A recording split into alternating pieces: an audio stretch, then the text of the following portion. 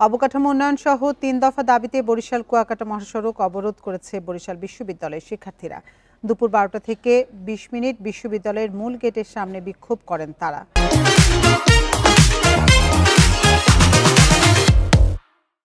পরে জনদুর্ভোগের কথা চিন্তা করে অবরোধ তুলে নেন।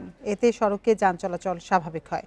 শিক্ষার্থীরা জানান, অবকাঠামো উন্নয়ন, ভূমি অধিগ্রহণ ও যানবাহন সংকট নিরসনে ৩ দফা দাবিতে আন্দোলন করে আসছিলেন তারা। দাবি আদায় না হলে আগামীতে আরও কঠোর কর্মসূচির হুঁশিয়ারি দেন।